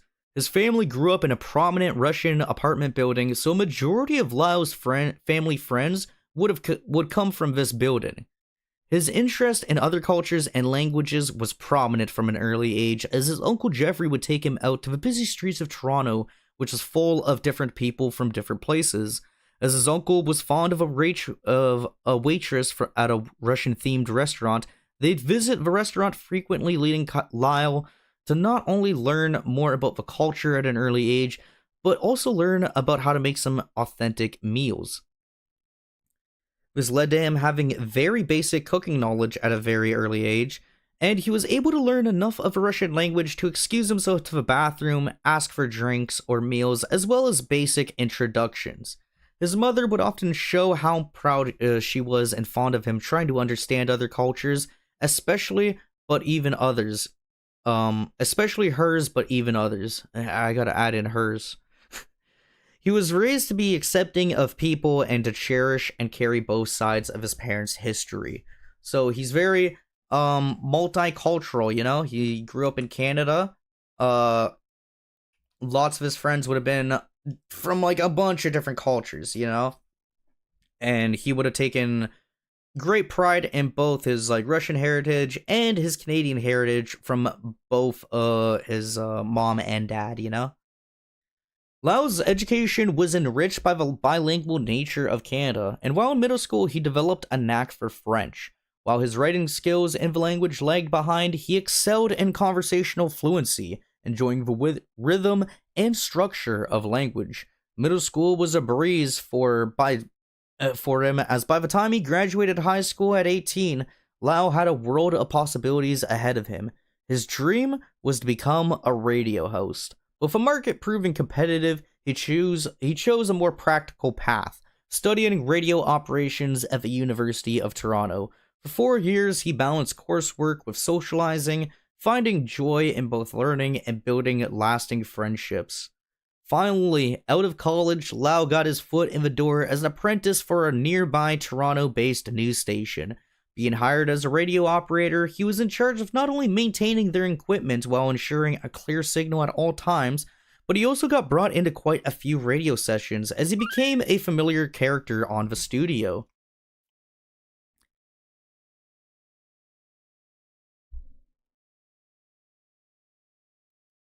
Good.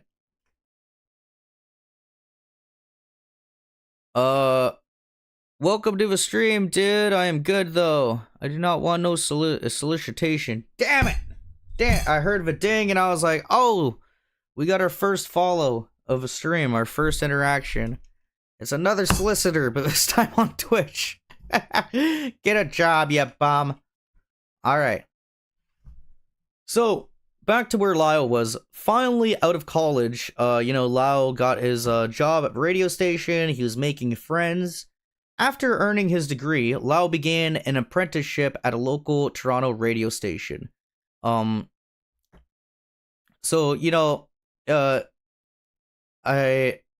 have that in twice. Why did I have it in twice? I'm so silly. His technical skills and charisma quickly earned him recognition, and he became a fan favorite, making on-air appearances alongside his role as a radio operator. This job provided Lyle with plenty of money, and with his spare time, he would pay for Russian language and culture lessons at Berlitz Language School in Toronto, where he would be able to dedicate years of his life after work to enriching his mind, not only learning how to speak the language, but also important parts about the culture. By 27, Lyle was thriving in a managerial position, overseeing interviews, hosting public events, and spearheading technical projects to improve broadcast quality. His career was booming, and life seemed to be on a perfect trajectory. His mother and father were both beyond proud of their son, encouraging him to chase his dreams and explore the world for what it really is. Lyle was restless. Though he loved Toronto, he was starving for adventure and wanted to pursue the next big story. With the station's support, and then with the help of his uncle Jeffrey, who knew Russian, Lyle and Jeffrey would be able to understand the language and culture. He'd spend most of his days both at work and off of work learning about Europe and socializing with like-minded individuals through the Berlitz language and culture classes, allowing him to make lots of connections outside of work as well. His Canadian background and country's open arms to foreigners allowed him to grow up and not be targeted for being curious. Not many were like him. He saw the way other people talked about Russians and how it took and how it was before the West took over and Dniprovia, and how it felt like it was very one-sided from each perspective. I gotta feel more out for it. Oh no, I think I still didn't update the new version because I had the docs version that I was editing, but that's okay. The docs version's even longer, so we're gonna read this one and finish it. It's pretty much the same, you know? While difficult, by knowing the Russian language, he was able to embark on a 6-month assignment in Russia, posing as an electrician on a visa while documenting life and collecting stories from people who still carried the Russian language and culture with them. His uncle Jeffrey accompanied him with a similar visa program, and together they embraced the challenge together. For 5 months, Lyle explored, interviewed locals, and captured the essence of a country he barely knew. Day by day, he fell in love with its similar but different atmosphere. It was cold, like Canada, but warmer in ways to him as he saw the challenges presented to him as goals to push towards. Growing up in Canada, his family and mother, he would have seen a great perspective from them, but then heard like the normal perspective from school or wherever of what it might be like over there and what's going on. As well as the dynamic of what's going on with like Dniprovia and the wars and shit, you think it's controversial stuff to talk about in real life? Damn, like this stuff's next level, I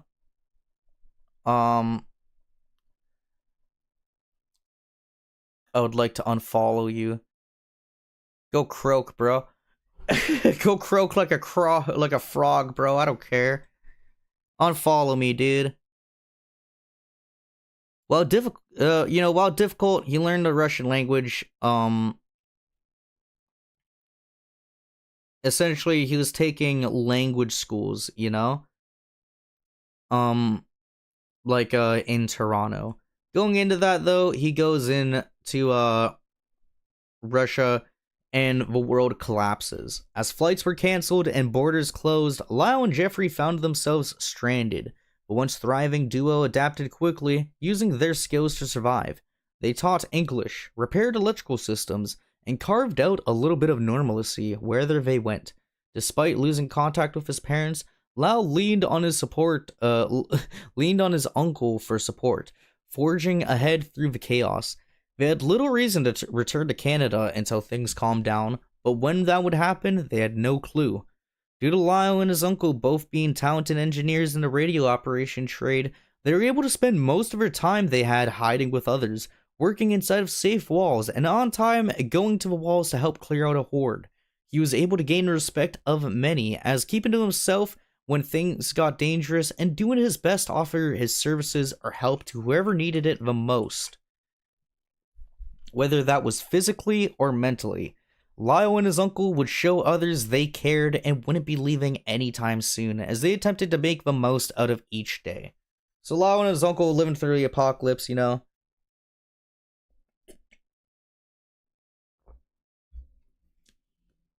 had some like Harold and Kumar-esque fucking uncle and nephew adventures, and then BAM! The years that followed were unforgiving. Bandit raids forced them to flee from community to community. One such raid claimed Jeffrey's life, that's his uncle, leaving Lyle shattered and alone. The interviews, notes, and photos all burned to the ground by the same bandits who attacked the community they stayed in. At 32, he was a survivor, thrust into a world where his technical skills were no longer enough. Utilizing his charismatic personality and understanding of different cultures, Lyle was able to live alongside people and offer his communication skills as an asset. Lyle was a bridge between Canada, Russia, and Canada again. I love that. That's my favorite part that I wrote in. His knowledge of English, Russian, and French would allow him and the people he worked with to navigate hostile terrain and defend themselves. Along the way, he was able to make some allies who he'd keep in touch with as much as possible given the circumstances. Lyle has no prejudice, he's caring and shows compassion towards any person of any background. Even morally, depending on the reasons, Lyle can't blame many for how they're acting or how they do in these times, and that understanding of others has been an essential asset for not only keeping himself safe, but also any others who he follows. Now, 33, Lyle is tired yet determined, and a confident man. His youthful attitude has given way to a hardened resolve, but his love for storytelling and exploration persists. From one community to the next, he seeks a place to call home, a chance to protest and nurture something meaningful amidst the ruins of a wasteland that is society. Bringing a slice of Canadian culture and multilingual diversity to the table, Lyle stands confident and smiles as he masks the pain of a new world inside of himself. He wants to see the world for what it truly is. Whether his upbringing will allow him to remain strong-willed and passionate about other cultures will be put to the test as he explores his mother's culture, but in the harshest climate in history. Even then, he gets his camera loaded with film, prepares his journals, and heads into the world with his head up, looking for people to call his own. And then, a quote, "Life's not that hard, twist a few knobs, crack a joke, grab a beer, otherwise you're wasting your time and mine." Lyle, Odile. Poetic, I know. Yeah, pretty good stuff, There are a ton of characters, though. That's just my page. Some of these pages are really well done. Some are done better than the others, for sure, but some of them are really well done. There's some really good characters in here. I might do a stream checking out some character pages as well. That might be a good, pre-launch hype stream or whatever. But going back to where we began, in summary, the season starts in 2 days. We have 2 more days until things begin for 48 hours or something, so that's fire. Anyways, it is it's very close. I'm looking forward to a lot of stuff in it. There's a lot of lore and stuff to go through there. We got through it all in 2 hours, and I feel like that's pretty good. I kind of wanted to cover the deep dives, but I'm gonna go eat. I'm gonna go prepare some more things for the live streams for when we start playing. I might do a stream tomorrow just checking out more characters or some other stuff. If not, then we're gonna be back on the 24th starting off the season. I want to know what you guys think though in the comment section if you're watching this, if this live stream helped you, if you are interested in the lore of this season, how you found this live stream. The overall plan is that I'm going to be making videos and live streaming day to day and clipping stuff. So whenever people are like, hey, what the hell is the lore? I don't have to tell them to go read for 2 hours. They can go throw this on. Hopefully it's digestible and I was able to read it in a fashionable manner that didn't make everybody go gnarly. But yeah, I'm done. I'm fucking done, dude. I'm tapped out. There's a lot of reading. Wow. We did really good though. I think we plowed through pretty much all of it. That I really wanted to cover. I got my character done. I showed off that. We looked at the trailer a bit. With all of that out of the way, if you guys want to play next season, of course, you guys got to go to the website. I am just a normal player on this server. There is a process to get in, just a whitelist application, blah, blah. Anyways, though, in the tabs below my Twitch stream and Kick stream, I'll try to pull it up if I can, because it is pretty cool.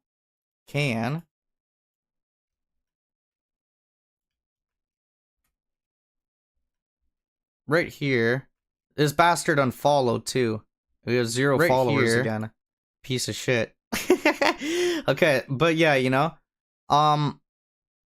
if you scroll down onto my Twitch profile, you're gonna see all of these tabs. These are also on Kick as well, and I'm gonna be keeping them up to date. I'm gonna include another one here after my current character one. But you know, you click it and it brings you to a doc. Some of these you have to make an account to see on the website. So say if you can't go to the website to, you know, save a post, then what you can do is go on to my Google Doc that I made. I also have all my newspapers from last season that give you a good taste of what I was doing, and it is a very interesting story and read right there. Other than that though, yeah, like, you know, there's my profile. You make sure you guys check out my 1,000 hours role-playing video. That one's really well done, I think. And I'd love to hear your guys' opinions on it as well. Either way though, you know, this is very hype. I'm excited, you know. I think we did pretty good this stream. We got through it. We broke the news, you know, we broke the ice to say as well on live streaming. I can go check out the results and check out the just the quality of a live stream, make sure the audio is all good, and yada yada yada. Especially before we get into the actual season. Yo, thank you for the follow. Tatiana, welcome. It is a shame we are wrapping up, but I'm gonna leave this VOD up so that, yeah, like I said, in the future, you guys are all gonna be able to come back. I'm gonna try to work on some timestamps for the YouTube video version of it as well. Make sure you check out Kyle Crocodile RP. You know, Tatiana, if you like PZ or Project Zomboid, yeah, this is my very first stream, my very first one of all of them. I just made my video on spending 1,000 hours on RP. I'll plug my Twitch stuff one more time. If you're interested, the story goes on. I'm planning in 2 more days, like I been saying, 2 more days, we got this new season starting. We're starting in a brand new world. I just covered all the lore. I went through the introduction, all this stuff, man. It's a shame. It's a shame you just got here, because all I had this stream was those damn bots and solicitors, you know? But, yeah, you know, I covered all this. I just read through all of it, you know? So we got a good, understanding, and we immerse ourselves in the world before it starts. I've got my character, Lyle Odile. I'm gonna be playing a newspaper type, not a newspaper type character, but a news character next season. And last season I made like 42 different newspaper pages. Like, I did a lot of work on it. It is crazy, you know? There's a lot put into it, but these panels down here, you know, hopefully if I get it done in time, I'll have the timestamps linked up and stuff. But I'm gonna keep up to date on these when we do more developer posts and when we do more stuff. These streams, long term, yeah, I should go into that actually. Very long term plans. For those of you that don't know, the way that Project Zomboid Roleplay works is I'll mute my own video here. But the way that this server works is that it lasts for maybe a month, maybe a few months. But the goal is every single day we're going to be live streaming, whether it's 4 hours on the lighter end, upwards of 12 hours. Last season, in 3 months, I was the second most played player on the server. I had 750 playtime hours, and I spent hundreds of hours making newspapers and stuff out of game. So this season, I'm trying to do that, and I'm trying to do that live. I want to make newspapers live. I want to cover news stories. That's why we got this whole, like, news setup thing right here. And then, like, normally I'll be playing like this, you know? And then we'll switch it on up when there's some, like, cool stuff going on. We got some breaking news time, you know? But, like, I'm looking forward to it a lot. I've been putting in a lot of work on trying to make it so that this content's super interactive. This video is a good starting point if you don't know anything about the server, or you'd like to know about my experience on the server. It's pretty much like a 20-minute video essay or whatever. But the overall idea or plan right now is day by day we're gonna start streaming in 2 more days on the 24th. And last season I played like a lot, you know, every day was, like I said, either 4 hours upwards of 12 plus hours. So depending on the day, we might be streaming more, we might be streaming less, but I'm going to be aiming to hit at least every day like 2 to 4 hours after the 24th.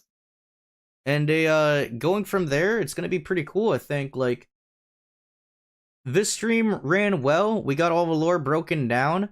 A bit of my plans are out there. I don't want to spoil too many of my deep end plans, but, you know, we're going to be doing radio-based stuff, news-type stuff, and you know, trying to interact with, like, as many players as we can. But, yeah. To end off a stream, as I said, check out the panels if you guys want. Or just leave a follow and come back when I'm back online, because that will be in a couple days, and I'm pumped to get back into it. Lyle Odile is gonna live and breathe hard in this world, you know? So, let me know what you guys thought of this, though. Leave a like if this helped you. Hopefully I saved you guys from having to read a bunch of shit, you know? And I, provided a little bit of entertainment. Gonna figure out how to make these streams as good as possible, stream by stream. Like I said, very first stream, so, you know, hopefully it went well. But, yeah, with all that out of the way, I think we're good to go. I want to thank you guys for tuning in to the very first Kyle Crocodile RP stream. Make sure you check out Cool Kid Croc or Crochammer, my other YouTube channels. And stay tuned to the Twitch and the Kick and the YouTube, as I'll be live streaming to all 3 of those day by day. Alright, though, yeah. Thank you guys for watching, and I'll see you in the next one. Peace.